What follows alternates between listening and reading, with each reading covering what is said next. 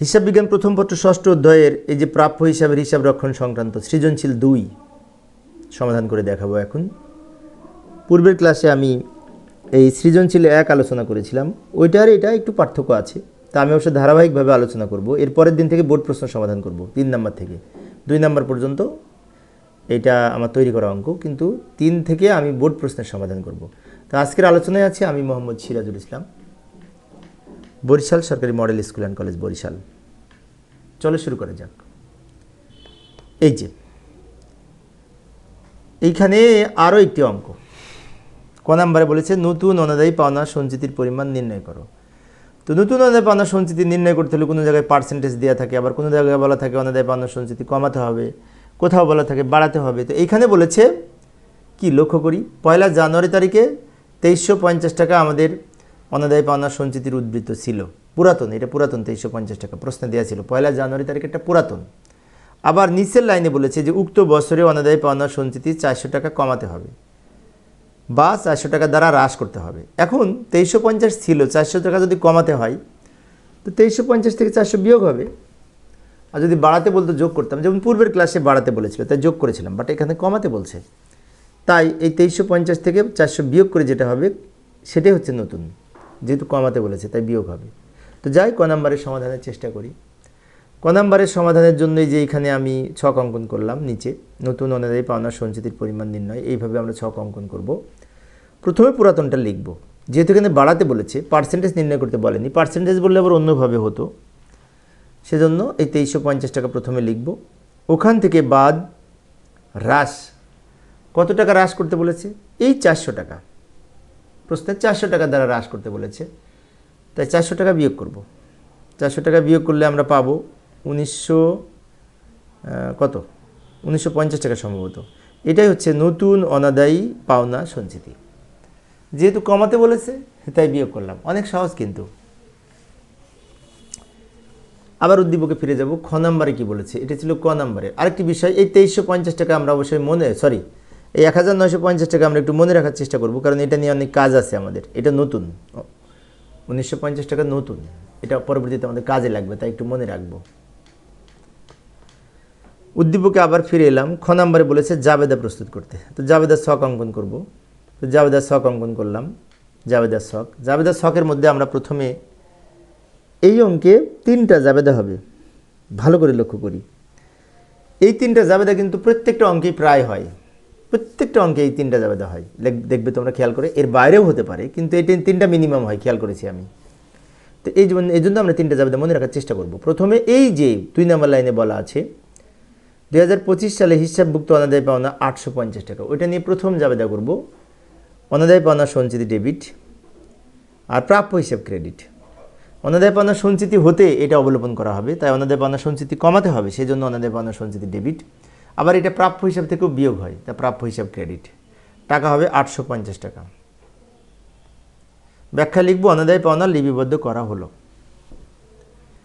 এরপরে আরও 2টা জাবেদা হবে। এই 2টা জাবেদা টাকা আমাদের যোগ বিয়োগ করে বের করতে হবে। কিভাবে বের করবো, এই যে আমি নিচে দেখিয়ে দিয়েছি। অনাদায়ী পাওনা 850, এর সাথে যোগ হবে অনাদায়ী পাওনা সঞ্চিতি নতুন 1950, 2টা যোগ করে যা হবে সেখান থেকে পুরাতন বাদ যাবে 2350। আমি আবারও বলছি, এই অঙ্কে আরও 2টা জাবেদা হবে, তো সেই 2টা জাবেদার টাকা সেম হবে, একই টাকা নিয়ে 2টা জাবেদা হবে, সেই টাকাটা আবার আমাদের যোগ বিয়োগ করে বের করা লাগবে। যেমন আমরা যখন আয় বিবরণীতে লিখে থাকি তখন কি লিখি, অনাদায়ী পাওনা যোগ নতুন অনাদায়ী পাওনা সঞ্চিতি বাদ পুরাতন অনাদায়ী পাওনা সঞ্চিতি লিখি না, ওইভাবে আমরা এখানে বের করব। এই যে অনাদায়ী পাওনা ছিল 850, ওর সাথে নতুনটা যোগ করব। নতুনটা কিন্তু আমরা এই ক নাম্বারে বের করেছিলাম, 2টা যোগ করে যা হবে ওই পুরাতনটা বাদ যাব, 1 তারিখটা বাদ দিব, 450 টাকা হয়েছে। এই 450 টাকা নিয়ে 2টা জাবেদা করব। প্রথম জাবেদা করব অনাদায়ী পাওনা খরচ ডেবিট, অনাদায়ী পাওনা সঞ্চিতি ক্রেডিট, ওই 450 টাকা। এর পরের জাবেদাটা করব আয় বিবরণী ডেবিট, কারণ অনাদায়ী পাওনা সঞ্চিতিকে অনাদায়ী পাওনা খরচকে আয় বিবরণীতে স্থানান্তর করতে হবে, তাই আয় বিবরণী ডেবিট আর অনাদায়ী পাওনা খরচ হিসাব ক্রেডিট। একবার অনাদায়ী পাওনা খরচ লিখলাম 450 টাকা, ওইটা আবার আয় বিবরণীতে স্থানান্তরের মাধ্যমে অনাদায়ী পাওনা খরচ হিসাবটা বন্ধ করা হলো 450 টাকা। ব্যাখ্যা লিখব, অনাদায়ী পাওনা খরচকে অনাদায় আয় বিবরণীতে স্থানান্তর হলো। এইভাবে আমরা ব্যাখ্যা লিখতে পারি। এই হচ্ছে আমাদের 3টা জাবেদা। এই 3টা জাবেদা তোমরা দেখবে ম্যাক্সিমাম অঙ্কে আছে। এই অধ্যায়ে যতগুলো অঙ্ক করবে এই অনাদায় পাওনা সংক্রান্ত, বাট্টা সংক্রান্ত অবশ্য না, তো সবগুলিতেই কিন্তু এই 3টা জাবেদা আছে। মিনিমাম এই 3টা জাবেদা আছে ম্যাক্সিমাম ক্ষেত্রে দেখবে। এর বাইরেও 1-2টা থাকতে পারে, যেমন বাকিতে পণ্য বিক্রয় করলে আমরা জাবেদা করি প্রাপ্য হিসাব ডেবিট, বিক্রয় হিসাব ক্রেডিট। তো এর বাইরে মাঝে মধ্যে ওই জাবেদাটাও থাকে। তো যাই হোক, এটা হচ্ছে খ নাম্বারের উত্তর, জাবেদা করলাম। আবার উদ্দীপকে ফিরে যাব। উদ্দীপকের গণঙে বলেছে অনাদায় পাওনা খরচ হিসাব এবং অনাদায় পাওনা সঞ্চিত হিসাব প্রস্তুত করো। অর্থাৎ আমাদের বলেছে যে অনাদায় পাওনা খরচ মানে কি একটা খতিয়ান করব, আবার অনাদায় পাওনা সঞ্চিতি নামে আরও একটা খতিয়ান করব, 2টা খতিয়ান করব। যাই সমাধানের চেষ্টা করি। চলমান জের ছকে আমরা খতিয়ানের ছক অঙ্কন করতে পারি। এই যে অনাদায়, তো এই যে লক্ষ্য করি অনাদায় পাওনা খরচ হিসাব খতিয়ানের ছক অঙ্কন করেছি চলমান জের ছকে। তারিখ বিবরণ, জাবেদা পৃষ্ঠা, ডেবিট ক্রেডিট, জের ডেবিট ক্রেডিট। এটা হচ্ছে চলমান জের ছকে খতিয়ানের ছক। আমরা তো জানি তাই না ছক কীভাবে টানতে হয়, অবশ্যই আমরা পারি। এখন এই জাবেদা থেকে খতিয়ান করার জন্য যে উপরে আমি জাবেদার কিছু অংশ নিয়ে এসে রেখেছি, ওইটা দেখে দেখে আমরা এখন খতিয়ান করব। প্রথম জাবেদাটা পড়ি। প্রথমে বলছে অনাদায় পাওনা খরচ হিসাব ডেবিট 450 টাকা। তো অনাদায় পাওনা খরচের ডেবিট দিকে টাকা লিখব, নাম লিখব এই ক্রেডিটের উল্টা নামটা, তারিখ লিখব 2025 ডিসেম্বর 31, নাম লিখব এই যে অনাদায় পাওনা সঞ্চিত হিসাব, ক্রেডিটের নামটা লিখব আর টাকা লিখব ডেবিট দিকে। খতিয়ানের নিয়ম অনুযায়ী ডেবিটের টাকাটা ডেবিটে চলে যাবে। আবার আরেকটা জাবেদা আছে, এই যে পরবর্তীতে আয় বিবরণী ডেবিট, অনাদায় পাওনা খরচ হিসাব ক্রেডিট। তা আমরা যেহেতু অনাদায় পাওনা খরচ হিসাব করতেছি, তো অনাদায় পাওনা খরচের ক্রেডিট দিকে টাকা লিখব, নাম লিখব আয় বিবরণী। আচ্ছা, আয় বিবরণী কিন্তু হিসাব না, আয় বিবরণীর নাম লিখতে হবে। অনেকে আয় বিবরণী হিসাব লেখে, এটা ভুল করে। এখন এখানে কি বলেছে, আয় বিবরণী ডেবিট, অনাদায় পাওনা খরচ হিসাব ক্রেডিট। তো অনাদায় পাওনা খরচের ক্রেডিট দিকে টাকা লিখব, নাম লিখব আয় বিবরণী। এবার ব্যালেন্স করব। ডেবিটে টাকা আছে 450, ক্রেডিটে 450, ডেবিট ক্রেডিট বিয়োগ করে শূন্য হবে, মানে জেড থাকবে না। এটা হচ্ছে এই অনাদায়ী পাওনা খরচ হিসাব। তো আমাদের এই অঙ্কে আরেকটা খতিয়ান করতে বলেছে, সেটি হচ্ছে অনাদায় পাওনা সঞ্চিত হিসাব। তো এখন আমরা অনাদায় পাওনা সঞ্চিত হিসাব প্রস্তুত করব। এই যে আবার খতিয়ানের ছক অঙ্কন করলাম। আচ্ছা, নিচে তো এবার অনাদায় পাওনা সঞ্চিত হিসেবে আমরা লিখব। এখন অনাদায় পাওনা সঞ্চিত হিসেবে লেখার আগে 2025 জানুয়ারি 1 তারিখ দিয়ে আমরা ব্যালেন্স বিডি বলে অনাদায় পাওনা সঞ্চিতির কিন্তু একটা উদ্বৃত্ত ছিল, সম্ভবত 2350 টাকা, মেবি ওই 2350 টাকা আমরা ক্রেডিট দিকে লিখব, কারণ অনাদায় পাওনা সঞ্চিতির উদ্বৃত্ত ক্রেডিট দিকে বসে। অনাদায় পাওনা সঞ্চিতির ক্রেডিট উদ্বৃত্ত প্রকাশ করে, তাই ওপেনিং ব্যালেন্সটা ক্রেডিট হবে। এইবার বাকিটা এই জাবেদা দেখে লিখব। প্রথম জাবেদাটা বলছে অনাদায় পাওনা সঞ্চিত হিসাব ডেবিট, প্রাপ্য হিসাব ক্রেডিট। তাহলে এখানে 31শে ডিসেম্বর তারিখ দিয়ে অনাদায় পাওনা সঞ্চিত হিসাবে ডেবিট দিকে টাকা লিখব, নাম লিখব প্রাপ্য হিসাব। খতিয়ান তো আমরা পারি তাই না, সে নবম শ্রেণী থেকে আমরা খতিয়ান করতেছি, অবশ্যই পারি। অনাদায় পাওনা সঞ্চিতি ডেবিট দিকে টাকা লিখব, নাম লিখব প্রাপ্য হিসাব।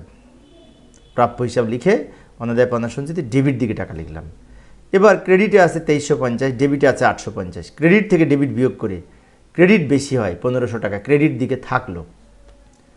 আবার এখানে আরও একটি জাবেদা আছে, দ্বিতীয় জাবেদাটায় অনাদায় পাওনা সঞ্চিত হিসাব ক্রেডিট আর ডেবিট হচ্ছে অনাদায় পাওনা। তাহলে আমরা এখানে এই ডেবিটের নামটা লিখব অনাদায় পাওনা খরচ হিসাব, আর যেহেতু অনাদায় পাওনা সঞ্চিত হিসাব ক্রেডিট, তো ক্রেডিট দিকে টাকা লিখব এই 400 টাকা। এখানে আমরা হিসাব করতেছি অনাদায় পাওনা সঞ্চিতি, তো অনাদায় পাওনা সঞ্চিতি ক্রেডিট দিকে টাকা লিখব, যেহেতু ক্রেডিটে আছে নাম লিখব উল্টাটা। এবার আবার জের করব, 1500 ক্রেডিট, এটাও ক্রেডিট তাই না, ক্রেডিট ক্রেডিট যোগ করে ক্রেডিট দিকে বসবে 1950 টাকা হবে। এই 1950 টাকা হচ্ছে অনাদায় পাওনা সঞ্চিতির উদ্বৃত্ত। এইখানে না আর একটা বিষয় আমি বলে রাখি, এই অনাদায় পাওনা সঞ্চিতি হিসাবের যে উদ্বৃত্ত সমাপনী হবে, এইটার সাথে নতুন অনাদায় পাওনা সঞ্চিতির পরিমাণ মিলে যাবে। যেমন আমরা ক নাম্বারে নতুন অনাদায় পাওনা সঞ্চিতির পরিমাণ নির্ণয় করেছিলাম এই অঙ্কের, সেখানে কিন্তু এই 1950 টাকা পেয়েছিলাম, তো এটার সাথে এটা মিলে যাবে। তো প্রিয় শিক্ষার্থী বন্ধুরা, আমি শিক্ষার্থীদের অনুরোধে অনলাইনে ক্লাস নিই মাঝে মাঝে। তো আজকে ছুটির দিন, এখন যেহেতু সন্ধ্যাবেলা ছুটি, কলেজ বন্ধ, আমি একজন সরকারি কলেজের শিক্ষক, শীতকালীন ছুটি চলতেছে, তো আমি ক্লাস নিচ্ছিলাম অবসর সময়ে। তো আমার ক্লাসগুলি যদি তোমাদের ভালো লাগে তাহলে পরবর্তী ক্লাসগুলি পাওয়ার জন্য চ্যানেলটি সাবস্ক্রাইব করার পাশাপাশি তোমরা যদি বেল আইকনটি অন করে রাখো, আমি ক্লাস নেওয়ার সাথে সাথে তোমরা নোটিফিকেশন পেয়ে যাবে।